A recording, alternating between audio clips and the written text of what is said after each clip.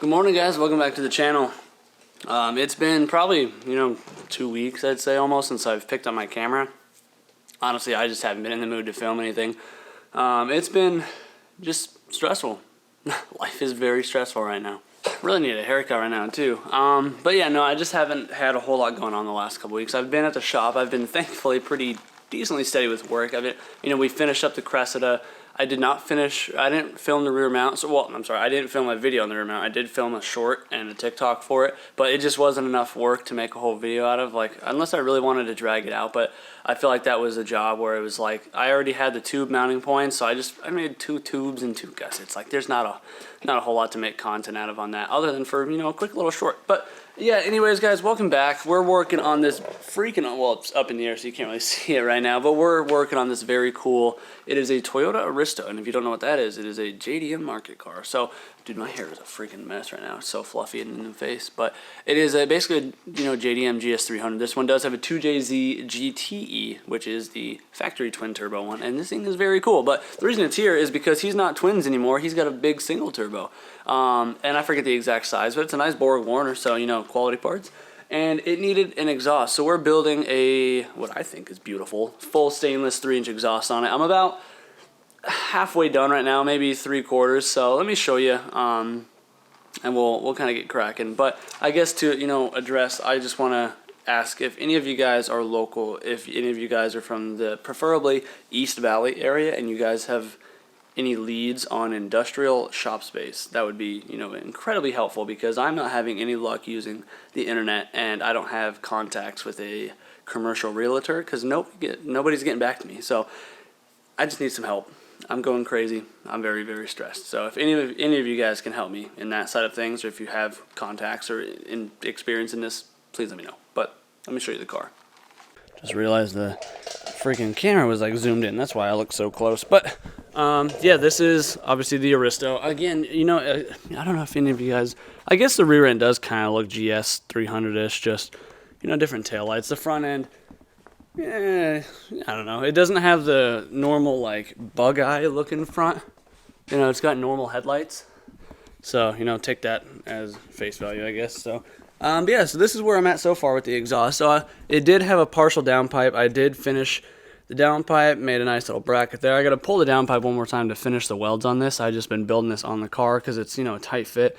This is a Vibrant bottle style resonator. I've never used one of these before, so the guy wanted some noise. He just didn't want it deafeningly loud like it was with the open downpipe. But yeah, it's all 3-inch. Vibrant here. I just finished up this last night before I left. This is a Vibrant ultra quiet resonator. And then this is a Y pipe that I just made from scratch last night before I left too. And I've never made one before, so I was really quite proud of this. Pretty sweet. So I do have to shorten this now. And this is kind of where I'm picking up the day. It's right here. Because you can see he did want the dual exit. So it's going to shoot 90 here, come out of the control arm, shoot the whoop, and come out right there. And same thing. So shoot, doop, doop, doop, doop, boop. So it should be relatively easy. I say that now, but it's not going to be anything crazy. But the only part that I just realized is I had to stop for a hanger, because this type of car uses these rubber donuts for hangers, and I was going to try and recreate the stock style hanger, but the thing I just realized is I'm out of I think it's 3/8 rod, 1/4-inch rod that I normally use for my hangers that I have laying around, and I'm out of it. I just realized I used it all on the ChrisSadowski tunnel to build the framework for the tunnel. So right now this is all I'm working with. I might have to dig through a scrap bin or something. I might have something laying around, but chances are I'm probably gonna have to make a run to the metal supply shop, which is in Phoenix. I just really don't want to drive today. Dude, I'm tired. I've just been so damn tired the last month, for real. Just life is challenging me right now, and just like I said, I'm just stressed, and it's been a lot. But I'm gonna get some work done. We're gonna have some fun. We'll try to have some fun. I to be honest, I had some fun making this yesterday. It's cool. I like seeing my own progression. But yeah, whatever. I'm gonna get cracking. I don't know if I showed you guys my newest tool yet. This is the Milwaukee Fuel straight die grinder. So this thing is incredibly handy. So I've mentioned before that I've got, this drawer doesn't like to come all the way out. I mentioned before that I have this right angle one, and this thing's a freaking lifesaver. This is an awesome tool, but sometimes you need a straight one. But for me, because I do a lot of material prep, because I work with a lot of older stainless, you know, whether it's replacing parts or something, you know, stuff that has crap on the inside of the pipe, this is perfect. This will clean the outside, this can clean the inside. I don't have to waste time swapping between tools. And then, you know, if I'm doing any porting of any sort of flanges or something, you know, this is awesome. I just love having more Milwaukee stuff because, you know, makes me feel like I'm doing something right with my life because I'm, you know, making some sort of money to buy new tools. But yeah, we're getting there. Nobody tells you just how long this stuff takes. I just spent an hour trimming these two pieces to try and mirror them, and I think I did a pretty good job. We're looking pretty darn symmetrical, and then getting this raised up to the height. So this one's tacked in place already. This one's a slip joint, and I got to tack that. That's why I moved the welder over here. But yeah, no, this is definitely very, very time consuming. And like, honestly, the more I'm looking at how much work I'm putting in on this thing, like by the time this is all said and done, I'm gonna be around like 16 hours into this, if not a little bit more, just on the exhaust. So I don't know if that gives you guys, you know, a little bit of insight on like just how expensive this stuff is. And like, I'm using eBay material at that because I'm still, you know, building my name up, getting into the customer base where they don't mind spending a couple grand on an exhaust system. So like, for example, this stuff right here, this is all eBay pipe. Now don't get me wrong, it's not the worst thing in the world. The biggest issue I have with it though is that the bends are not true mandrel bends. Like, it may be bent on a mandrel bender, but it's just poor quality bends. So you get these wrinkles in the bends like that. And the other issue is that a lot of the time in the middle of these bends, it's not true circle all the way around. It like crushes a little bit, and it's kind of crappy. And then this material actually welds pretty nice, but normally that's the big difference between like name brand material and off brand like this. So if I were to do this out of like all Vibrant material or Stainless Bros material, just in material alone, I'd probably be $1,200 into this job, not to mention the 16 hours of labor, and I charge $100 an hour plus consumables. So like, I mean, most exhausts like this usually go for anywhere between, you know, $2,000 and $3,000 when they're custom stainless like this. And, you know, again, I'm building my name into that, so I don't charge that much. This one I'm doing, I want to say, I think I quoted them $1,600. But even then, like, it's just so much work. And I mean, if this doesn't show you guys what it, you know, what you're paying for with time-wise, like, yeah, you can buy an off-the-shelf kit, but, you know, some people don't want to do that. A lot of people love custom stuff, but like, for example, every joint, this is 3-inch pipe, every joint is 9 inches of weld. You know, I had to make a custom Y pipe. You know, that took me an hour and a half on its own. So it's like, right, just so far into the weld, I've got 1, 2, 3, 4, 5, 6, 7, 8, 9, 10, 11, 12, 13, 14, 15 weld joints at 9 inches apiece. So that's like, what, 150, 140-ish inches, somewhere around there, in just weld. And when you're doing stainless, you know, you're blowing through argon. I mean, I'm not trying to like deter you guys from doing stuff like this. I'm just saying, like, hopefully you guys kind of get an understanding more so of why this stuff costs what it costs. I mean, fabrication is just a very long game. It takes a lot of patience, and like, I don't know, I feel like honestly I work better when it's nighttime because I can just shut my brain off for some reason. But during the day, I'm just like, oh, there's sunlight, I need to be outside doing something else besides working. But I don't know. Yeah, anyway, yeah, we're getting closer now. Once I tack this up, I'm gonna start trying to build off the one side, because I'm gonna put a V-band on this passenger, or the passenger side over here. That way I can, you know, remove the exhaust a little bit easier. But yeah, we're making steady progress. Trying to figure out a hanger solution though, because like I said, I'm gonna reuse these guys, these little tabs up there where you put a bolt through. So I think I'm gonna cut up some square stock tubing, kind of form it to fit to the tube, and then I'm gonna put a Rivnut in there so you can kind of just run the bolt through and then do it like that. That should be pretty easy, right? So because of the way, I need a second stand, otherwise this is gonna be too hard for me to make the V-band go over here. Then I also realized I need to have this scoot out like 2 inches so I can get past this hanger, because if I have a joint here and here, it's gonna make it hard, because this square stock is gonna be perfect that I already have cut, because ideally, you know, you just put it up on the tube like that, and then, you know, you can make it work with a bolt going through it like, you know, factory. But because the weight, I can't make it all work without having a second stand, so I'm just gonna put the V-band here instead of here, because the V-band is gonna be in the way there. So I'm gonna slap a V-band on that one, tack it all up, and then we can trim this section up here and bring it back where we need it to. And I guess it works anyway, because then it's more like symmetrical for disassembly. We got the V-band at the downpipe, then a midsection, then a V-band to tail section. So I don't know, it'll work though.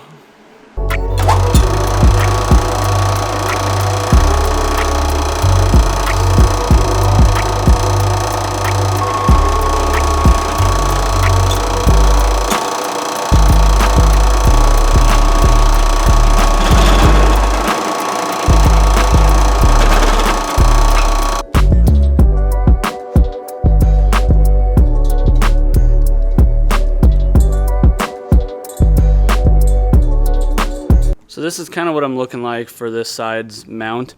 Something like that, and then I'll reinforce it on the top side. Like I'll just, you know, triangulate it after I drop it. This side has a little bit more of a gap because it was really hard to try and get this totally symmetrical because the exhaust comes slightly down this side of the left side of the tunnel here. So unfortunately, you know, just kind of countering against that. So on this side, I'll use the spacer piece probably, and then this side, I'm just going to use this plate gusset thing. So I'm trying to do the passenger side hanger after that plate. So this is kind of what I came up with. There's no real good way to make it super cool looking, but this is the best that I came up with. So this is like some square stock, and I just trimmed it down to shape it. So that's how it's going to bolt. This is the bolt. It's an M8 125. So it's going to go in like that. This piece right here is going to get welded to the pipe. I just wanted to make it look not so boxy. So this looks pretty decent to me. I'm going to go ahead and start, you know, tacking it on, and hopefully that holds.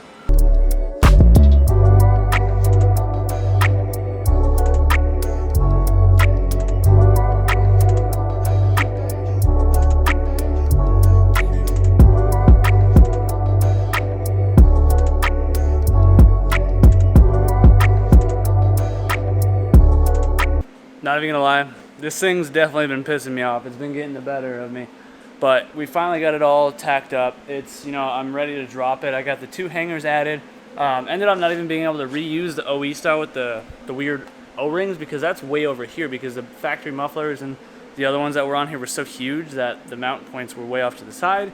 So I just ended up using my normal like bolt-on style mounts. But yeah, ready to drop it, and I already counted. I have 20 weld joints at 3 inches or 9 inches a piece, so that's 180 inches of weld. So I'm gonna be here for quite a while. Right now it is 5:03. I'm just gonna drop this thing and go to town on welding and try and get this knocked out. I got this thing pulled off somehow by myself. Just look at how dummy big this is, and look at how much my little table clamp, little vice adapter thing here is doing. Like, dude is putting in the work. So yeah, I got, like I said, 20 joints to weld out, V-band, and then starting here, working my way up with those pie cuts, over with these pie cuts. So for now, I'm just gonna start on one half of the tube all the way around on this side. I'm gonna stand up and try and get what I can on that side, and I'm gonna try and get what I can around here, and it's just gonna be, you know, real tedious, but we're gonna try and knock this thing out before we head home for the day.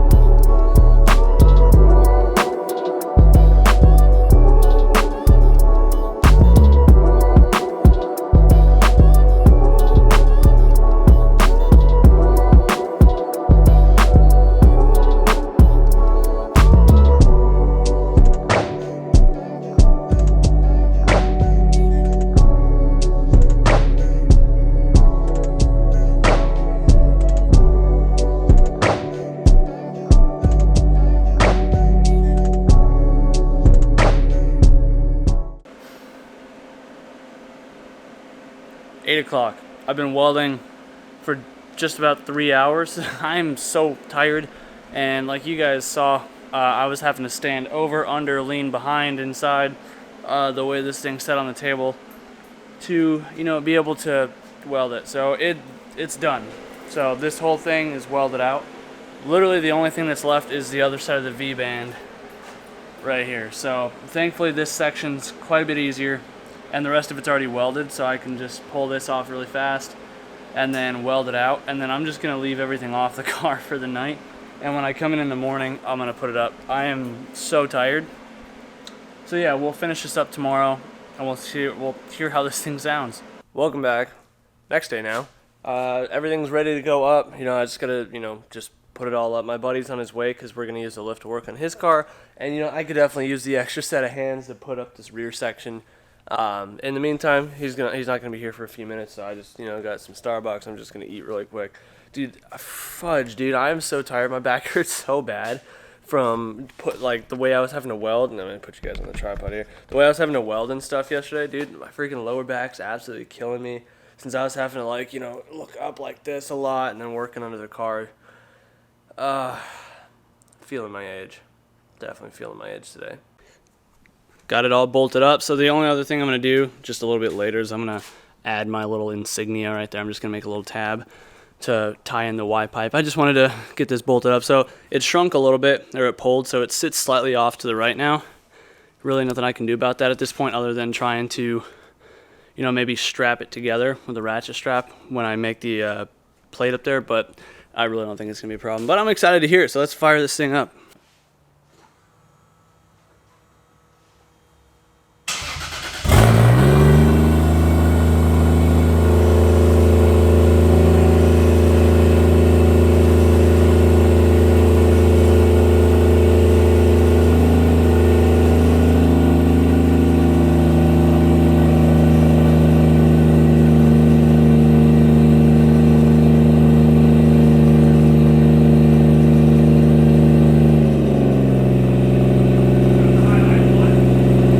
Found a fat vacuum leak on this hose, so put a bolt in that. It sounds really good though, so I'm gonna fire it back up and then we'll give it a couple revs for you.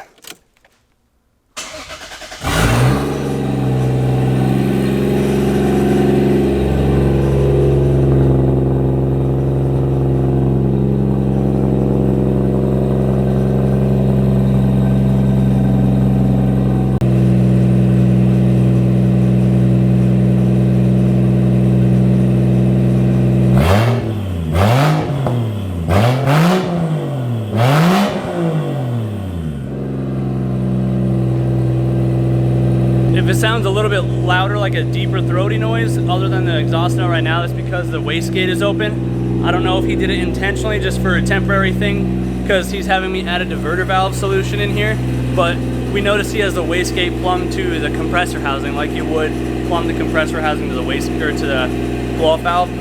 So that's why the wastegate's just open right now. I don't know, but it sounds sick. Gotta love that that JZ sound, dude. It's something else. I was able to straighten the tips out just a little bit by playing with the hangers. So next up, I'm just doing some last little add-on things that the guy wanted. So intercooler tabs is one of them, because before he was using some very, you know, haggard brackets. So you know, I told him I offered to clean them up, and he said, yeah, go for it. Just let me know how much it costs. So this is what I got so far. I'm just gonna make 2 of these, but yeah, you get the idea. Gonna weld it to the intercooler, drill a hole, use a Rivnut. The reason I'm not bending it up to go on one of these tabs is this is 4043, and you can't bend 4043 that far, otherwise it'll shear. So yeah, make some tabs, and then only other thing to do is add a little tube onto here and the intake pipe, so we can reuse his Go Fast Bits diverter valve. I'm pretty sure, like a recirculating blow-off valve. Yeah, pretty neat little setup that he's got. But do some aluminum work quick, and we'll wrap this thing up.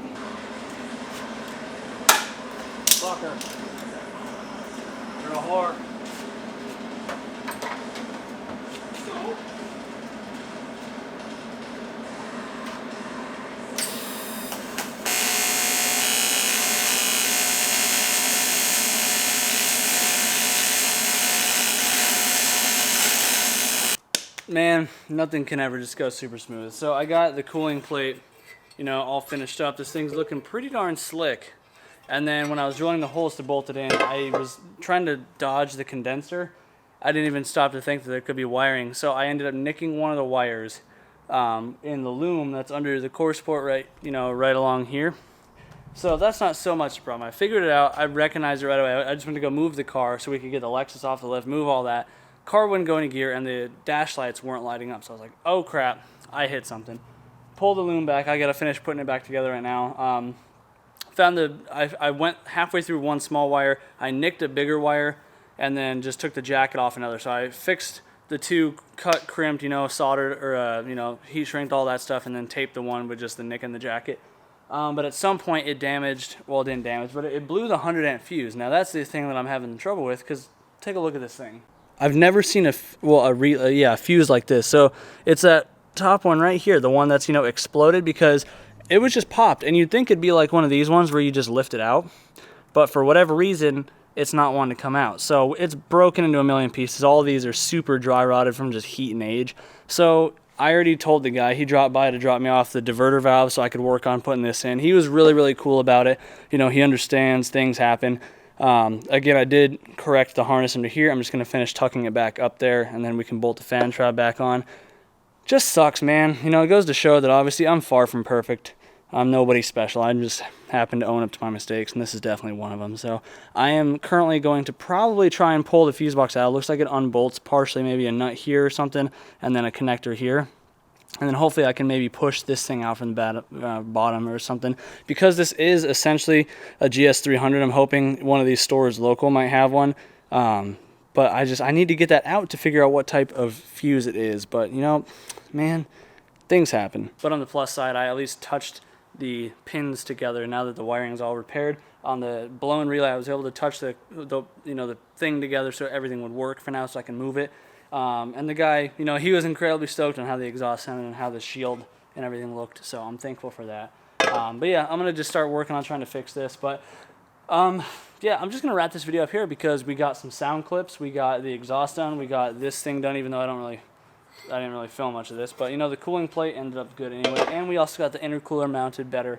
Really, all again I'm doing is just adding 2 little hose ports for this thing. This is a recirculating blow-off valve, essentially. Just gonna throw that in the charge pipe and the intake pipe. But if you guys enjoyed the video, be sure to let me know in the comments down below. If you're new to the channel, hopefully by now you've considered subscribing. You know, if you want to support the channel by any means, all the links and stuff are in the description. But yeah, I'm gonna try and fix this little JDM nugget, and hopefully I can get this fuse situated. But as you guys do what you love, forget the rest. Thanks for spending some time out of your day here with me, and we'll see you in the next one. Peace out.